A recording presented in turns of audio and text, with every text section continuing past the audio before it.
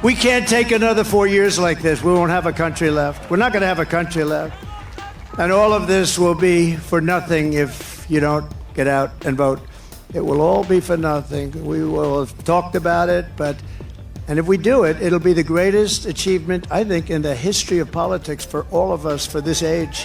On Saturday night, President Trump made the bold and historic decision to return to Butler, Pennsylvania at the same exact site of that original July 13th assassination attempt to basically finish what he started and send the central message that neither Trump nor his supporters will be intimidated. And now that we are just about 30 to 31 days away from the general election, this kind of stands as his closing argument to America's this final rally in Butler. Obviously, Trump will be doing rallies after this, but considering the fact that early voting already started or is about to start in many states, a lot of Americans will have already casted their ballots by election day. There is sort of a feeling that this is the final sort of punctuation mark on what has been a very long campaign cycle. So with that said, I am Vince for RTM News. Do us a big favor. If you enjoy the content, be sure to hit that subscribe button down below and leave a like so that way we can keep bringing you videos like this. Trust me, your subscription goes a long way in ensuring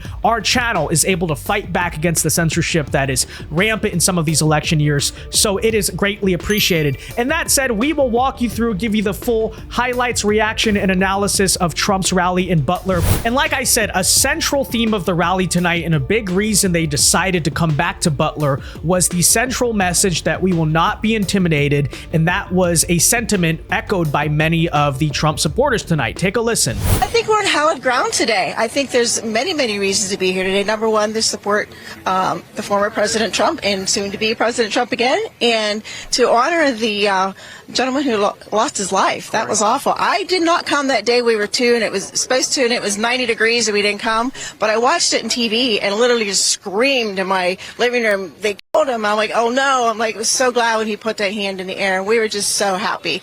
And so we're here to support everybody. We love Pennsylvania. We love the country. We're totally red and Americans, and God bless. What's it like to be back? We feel really privileged to be back and have this opportunity again. It was a sad affair. We know God had his hand on the last rally, and we are just pumped to be back and support President Trump. Woo! Same thing. I witnessed a miracle that day. God kept him alive to save our country and to make the world a better place. You were also there on July 13th. Why are you here today? Because I have to finish what we started. I was 12 rows from stage, and the two gentlemen that were shot were 20 feet away from me. It could have been me, and I'm grateful, and I absolutely believe that God was with him and protected him that moment. Now, this rally obviously had a lot of hype and star power behind it. Trump going back to Butler, this is big. Even Elon Musk tonight made his first appearance at a Trump rally, took the stage to a thunderous applause, talked a lot about the importance of turning out to vote, making sure that you and all your family are registered to vote, because obviously the turnout margins are going to decide whether or not Donald Trump wins or loses this election. But of course, a core emphasis at the rally tonight was the honoring of Corey Comparator. This is the firefighter, the volunteer firefighter who died on July 13th, actually shielding his family from the stray gunfire. So obviously a big hero. Trump would immediately greet his family the moment he got off of the plane. And as you can see here, they left an empty seat in his memorial. I assume at least, this is where he was sitting at the original rally, and his memory among the MAGA base obviously will not be forgotten. As soon as Trump took the stage, though, he not only honored Corey, but also sent the message that, well, he's back. Lee, thank you very much, really. And thank you, a very big thank you to Pennsylvania. We love Pennsylvania. And as I was saying,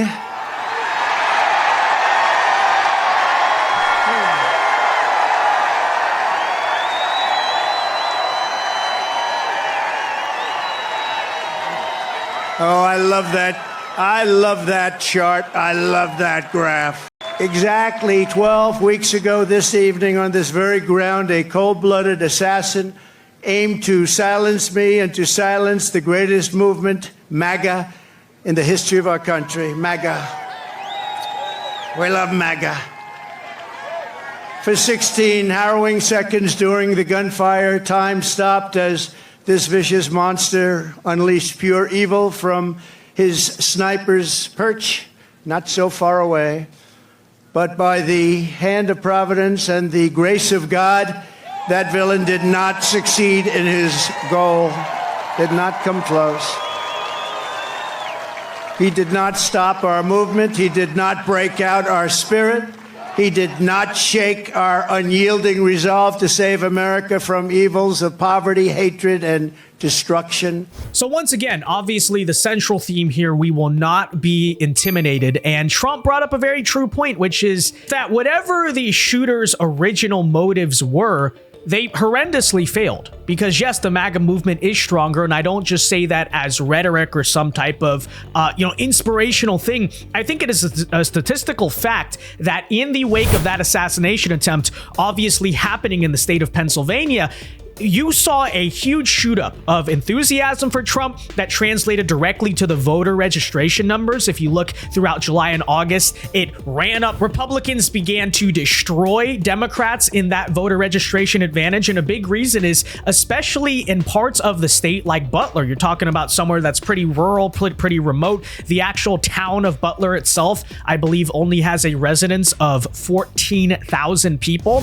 As it so turns out, there are a lot of people in rural America who obviously do support Trump, but maybe are not registered to vote or have not updated their status or whatever. They're just too lazy or too uninvolved to go out and do it. And in the wake of what happened, it kind of was a slap in the face to everyone that, hey, he just took a bullet for me, and obviously I think I need to go out and vote for him. They almost feel some inherent duty to do it because they remember originally that there's a reason why Trump is so popular in the Rust Belt, because he's not like the other ones.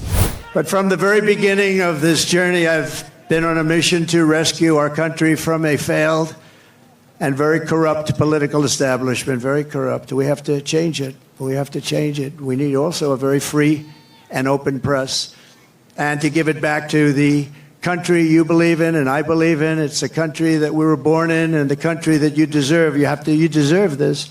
In that mission, I will never quit. I will never bend. I will never break. I will never yield, not even in the face of death itself.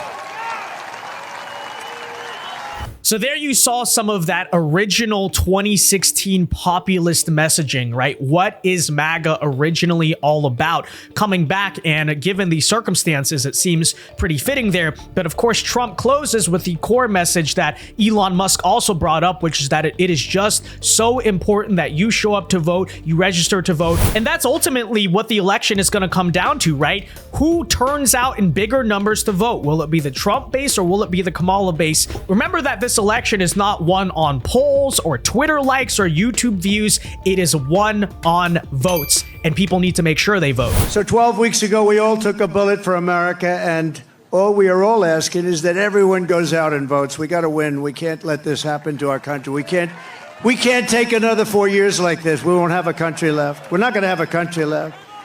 And all of this will be for nothing if you don't get out and vote. It will all be for nothing. We will have talked about it, and if we do it, it'll be the greatest achievement, I think, in the history of politics for all of us for this age. Because we're going to change our country around and fast. We're going to do things that nobody thought were possible. We're going to do them fast.